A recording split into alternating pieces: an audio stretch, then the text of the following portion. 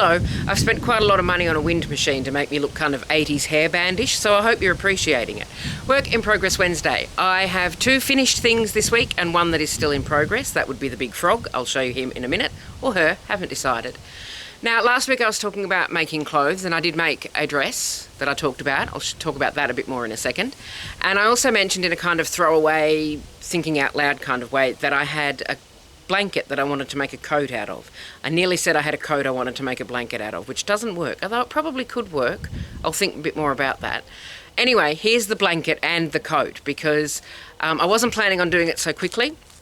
But then I was on Instagram the other day and I remembered that I'd followed a designer called Sasha Starlight because of her coat pattern, and I'd seen it a few weeks ago or whatever, and her video with a little snippet of the tutorial popped up, and I thought that is going to work for me. So I've got some long shot footage of me sort of twitching about in a garden, not quite sure what to do with myself, so that you can see the full length. And it went really well. I did all the cutting on Monday night after work and all of the sewing yesterday afternoon. It is a really quick coat to make. There are things that you can do to personalise it and to change it and to adjust it. And I really, really like it, and I will be making it again. I did make one basic error with this, and that is this is a double thick blanket. And you can tell it's a double thick blanket because it's woven, but there's this design on this side and then this design on this side, because it's 2 very thin blankets sort of permanently smooshed together. Stop me if I get technical. And so it's quite thick, which means that it's not the most professional piece of sewing you're going to see. It's not the most polished piece of sewing you're going to see, because getting the needle through was a bit tricksy in places, although shout out to my Singer Heavy Duty because it did it. But things like pressing that... Thank you. Things like pressing the hems in place before sewing them, pressing the pocket shape, pressing out the shoulder darts and all the rest of it. Really, really tricky on such a big, thick piece of fabric. So when I make this again, and I will make it again because it is so adjustable and adaptable to whatever blanket that you have. I'm really excited about this pattern. I am going to gush. You cannot stop me. So the great thing about this is that you can use any blanket you have. There's a minimum size of blanket depending on what size of coat you're making. I've made the large because I'm usually an 18 to 20, although the small would have fit. Going by the measurements in the pattern, because it's an oversized coat, the small would have fit, but I went with the large because sometimes I'm larger than this, so I'd like to be able to wear my coat even if I get a bit larger than this. So for the small blanket you need a minimum width of 50 inches, and for the large, did I say large blanket? Yeah. For the large coat, stop me if I sound like I know what I'm talking about. For the large coat you need a minimum width of 60 inches, which is exactly what this one was. And then you're able to lay out the things like the sleeves or the collar to take advantage of different features of the coat. So one of the features that I've got here, well this is the original blanket edge, so I didn't have to hem it. So I've got my nice sort of low profile collar because there's no hem on it. And I also wanted to include, see if I can get this in shot, this darning, because this blanket is from the 60s. Or maybe no, it's from the 60s. And so either my grandmother or my aunt would have done this darning. So I wanted to make sure that I incorporated it into the coat.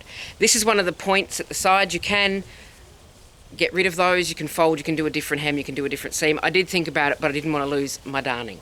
So this is my coat, and I'm a bit in love with it. I will make this pattern again because it is great. And it is so adaptable, and there's a brilliant video tutorial. So if you're new to sewing, because it's such a quick, it's not a basic project, there's a few little skills and tricks in there that you might need to get some help with, but there's a video tutorial for that, and it is a great tutorial. So I'll put a link in the description. I'm going to stop gushing about my coat now, but I mean really. I mean, though, looking at it in the frame, I do look a little bit like Arthur Dent. Be like Arthur Dent in his dressing gown. The original BBC series, not the movie. But yeah, anyway, I can be Arthur Dent. I like a cup of tea. So, moving on to the next thing that I made. So I'm going to take my jacket off, my coat off, and I've got nowhere to hang it. So if you'll excuse me for just one moment. And I'm back. Hello. So this is the dress that I was talking about making last week, and I made it and I'm wearing it. So that's the end of that story. Don't worry, I've got a long shot because there's more fabric. There's more fabric. Look, there's fabric at the bottom as well. Pretty fabric. And it's got pockets. So there's more footage of me twiddling around in the garden like a bit of a fool.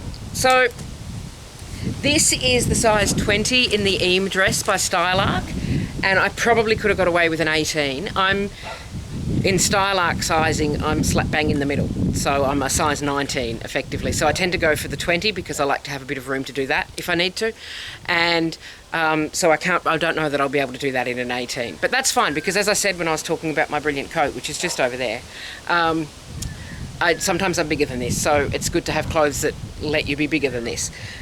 So yeah, I'm really happy with it. The one thing I did notice with it is the cocooning isn't as cocoony as it could be, and I don't know if that's because the pattern sketch is exaggerated or if they've had some difficulties grading these. When you grade a pattern, you change the size of it, and Starlight has been, in my experience, a little bit hit and miss in the grading, because logically I suppose you could say, well, if I want a bigger pattern, I'll just blow it up on the photocopier, but then you end up with things like huge necklines, big cuffs, so grading keeps everything in proportion, and I don't know if this is a grading problem or if it's just not meant to be as cocoony as it looks in the pattern sketch. So when I make this again, because I will make this again, I'm going to bring it in a little bit so I get more of that going on, you know?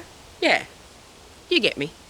One thing I really like about this as well is that it's, calm yourself, I'm not getting too exciting, quite a deep facing in the collar, and that's why there's a sort of top stitching line around there, because that's the edge of the facing, so you get a nice sort of deep wide hemline, and it's the same on the bottom as well. The cuffs I can choose if I would like to. If I feel fancy, I could fold them up and stitch them into place. Haven't decided. I was thinking about doing that because there's a facing in there as well. I was thinking about doing that in the skirt fabric so that it would be like a little feature, but I didn't have enough fabric. I had exactly enough fabric in both colours to do the bodice and the skirt, so that worked out really well. So I have more clothing planned. I don't know exactly what yet. I'm having a think about that. I've had to clean out my sewing machine. If you do sew a blanket, give your sewing machine a good clean, because whoo, fuzzy. Now, Frog, just here hanging on my tripod. Excuse me for one moment. So Frog is coming along. I realise there are people who could knock one of these up in a day. It's not me. I don't crochet that quick. I never have, and I never will. And I'm okay with it.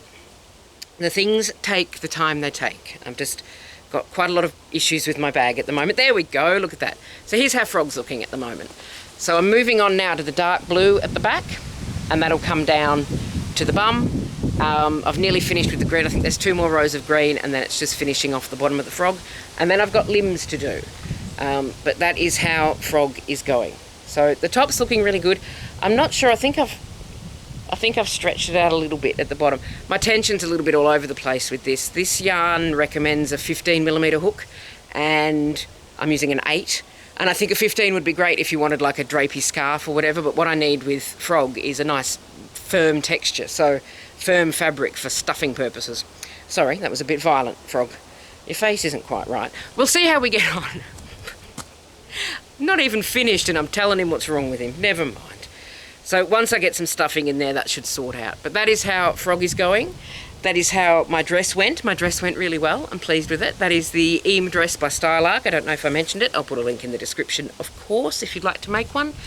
And my coat is fantastic, and I'm already thinking about other blankets that I have known that would make great coats, because I think it'd be good in summer as well if you did like a lightweight one. I'm very excited about this pattern. I highly recommend it because it is so adaptable and it is designed to work with whatever blanket you have to hand. So that's enough from me. I'm not paid, I'm not sponsored.